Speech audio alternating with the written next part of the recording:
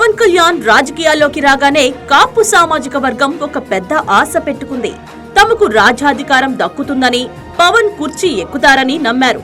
కానీ ప్రస్తుతం ఏపీలో జరుగుతున్న పరిణామాలు వేరుగా ఉన్నాయి.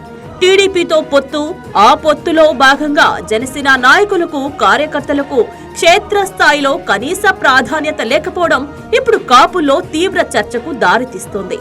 పవన్ కళ్యాణ్ కేవలం తన పదవి కోసమే పార్టీ పెట్టారా అన్న అనుమానాలు వారిలో బలపడుతున్నాయి. గతంలో మెగాస్టార్ చిరంజీవి ప్రజారాజ్యం పార్టీని కాంగ్రెస్ లో విలీనం చేసి కేంద్ర మంత్రి అయ్యారు. ఇప్పుడు పవన్ కళ్యాణ్ కూడా ప్రతిసారి పొత్తు ధర్మం అంటూ టీడీపీకి ఊడిగం చేస్తున్నారనే విమర్శలు వినిపిస్తున్నాయి.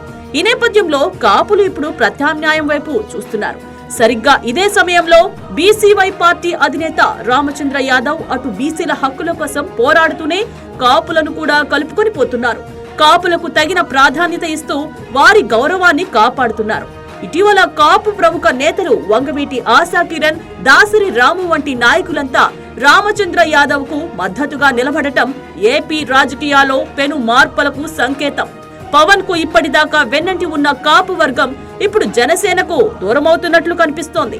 కేవలం 2 సామాజిక వర్గాల చేతుల్లోనే ఉన్న రాజ్యాధికారం ఇప్పుడు బీసీ, కాపుల సొంతం కావాలంటే రామచంద్ర యాదవ్ కి మద్దతు ఇవ్వడమే సరైన మార్గమని ఆయా వర్గాలు భావిస్తున్నాయి.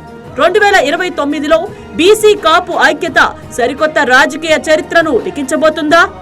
దశాబ్దాల రాజ్యాధికార కళ కూటమితో నెరవేరనుందా అన్నది తెలియాలంటే మరికొద్ది రోజులు వేచి చూడాల్సిందే.